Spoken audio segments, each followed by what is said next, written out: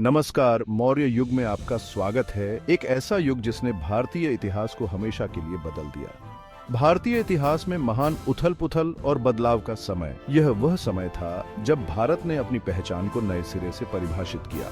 कल्पना कीजिए एक विशाल साम्राज्य जो हिमालय से लेकर दक्कन के पठार तक फैला हुआ है और पूर्व में बंगाल की खाड़ी से लेकर पश्चिम में अफगानिस्तान तक विस्तृत है। एक ही ध्वज के नीचे एकजुट है, जहां विभिन्न संस्कृतियों और भाषाओं के लोग एक साथ रहते थे। यह था मौर्य साम्राज्य। इसके संस्थापक चंद्रगुप्त मौर्य की दूरदृष्टि और उनके उत्तराधिकारियों की प्रशासनिक प्रतिभा का प्रमाण। चाणक्य की नीतियों ने इस साम्राज्य को स्थिरता और समृद्धि प्रदान की। मौर्य काल में न केवल सैन्य विजय देखने को मिली, बल्कि कला, वास्तुकला और व्यापार का भी विकास हुआ। इस युग में बुद्ध धर्म का भी प्रसार हुआ, जिसने समाज को गहराई से प्रभावित किया। पाटलिपुत्र जैसे हलचल भरे शहरों की कल्पना कीजिए, जो शानदार महलों और विशाल स्तंभों से सजे हुए हैं। यह शहर न केवल राजनीतिक केंद्र था, बल्कि सांस्कृतिक और आर्थिक गतिविधियों का भी केंद्र था। मसालों, रेशम और कीमती पत्थरों से लदे हुए कारवां की तस्वीर, जो साम्राज्य की लंबाई और चौड़ाई को पार करते हैं।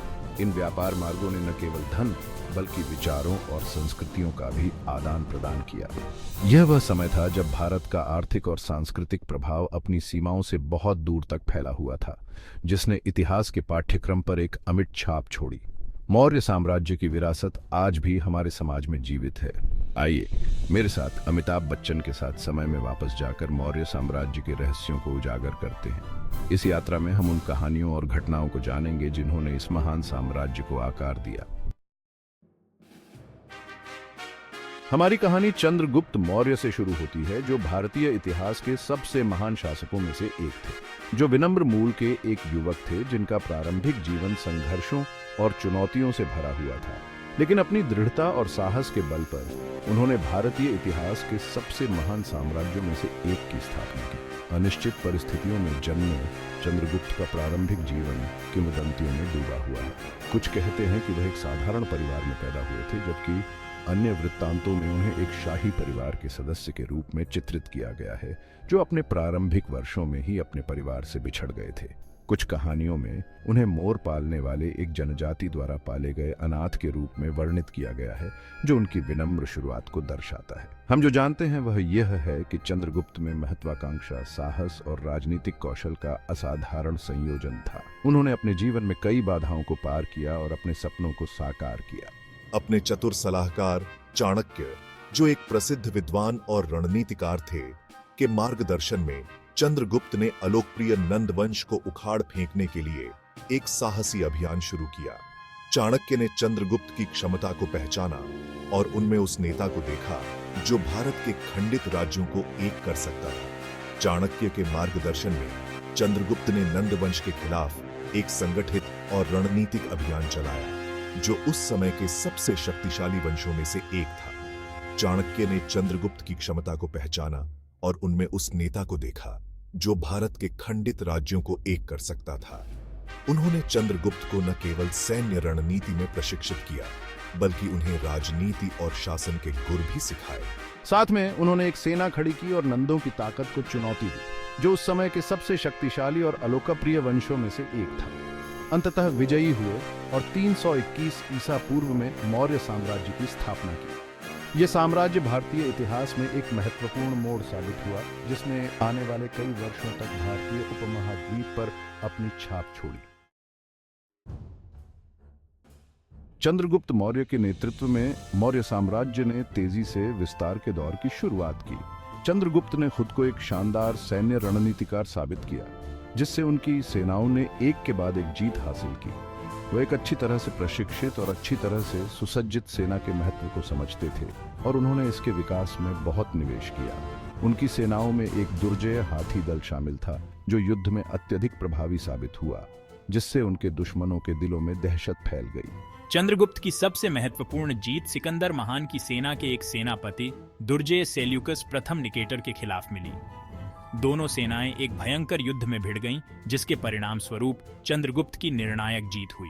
इसके बाद हुई संधि ने सिंधु नदी तक पश्चिम में मौर्य साम्राज्य की सीमाओं का विस्तार करते हुए विशाल क्षेत्र पर चंद्रगुप्त के नियंत्रण को मजबूत किया।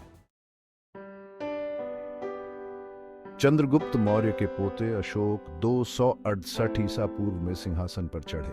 अशोक का शासनकाल मौर्य इतिहास में एक महत्वपूर्ण मोड़ साबित होगा, जिसने साम्राज्य को मुख्य रूप से सैन्य शक्ति से शांति, न्याय और धार्मिकता की किरण में बदल दिया। अशोक के शुरुआती शासनकाल में वही सैन्य महत्वाकांक्षा थी जो उनके पूर्ववर्तियों ने चिह्नित की थी। उन्होंने भारत के पूर्वी तट पर एक शक्तिशाली राज्य कलिंग को जीतने के लिए सफलतापूर्वक एक अभियान का नेतृत्व किया। हालांकि कलिंग युद्ध की क्रूरता और रक्तपात का अशोक पर गहरा प्रभाव पड़ा, जिससे उन्हें पछतावा हुआ और उन्होंने हिंसा को त्याग दिया। अशोक का बौद्ध धर्म अपनाना उनके शासनकाल का एक निर्णायक क्षण बन गया। उन्होंने बुद्ध की शिक्षाओं को अपनाया, अहिंसा, करुणा और सहिष्णुता की वकालत की। अशोक के परिवर्तन का मौर्य साम्राज्य पर गहरा प्रभाव पड़ा, जिससे शांति और समृद्धि का युग शुरू हुआ। खंड 5, धर्म के स्तंभ अशोक के शिलालेख। धर्म या धार्मिक आचरण के अपने नए सिद्धांतों का प्रसार करने के लिए अशोक ने अपने पूरे साम्राज्य में स्तंभों और चट्टानों पर खुदे हुए शिलालेखों की एक श्रृंखला जारी की। इन शिलालेखों में उन्होंने अपने शासन के मूल्यों और सिद्धांतों को स्पष्ट रूप से व्यक्त किया।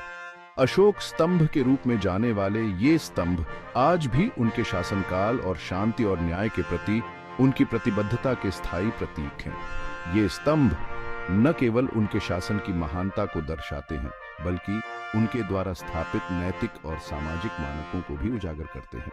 विभिन्न क्षेत्रीय भाषाओं और लिपियों में लिखे गए शिलालेखों में अहिंसा, धार्मिक सहिष्णुता और सामाजिक कल्याण सहित कई विषयों को संबोधित किया गया था। इन शिलालेखों ने समाज में एकता और सद्भावना को बढ़ावा देने का काम किया। अशोक ने अपनी प्रजा से आग्रह किया कि वे सभी जीवित प्राणियों के साथ उनकी जाति, पंथ या सामाजिक स्थिति की परवाह किए बिना दया और सम्मान का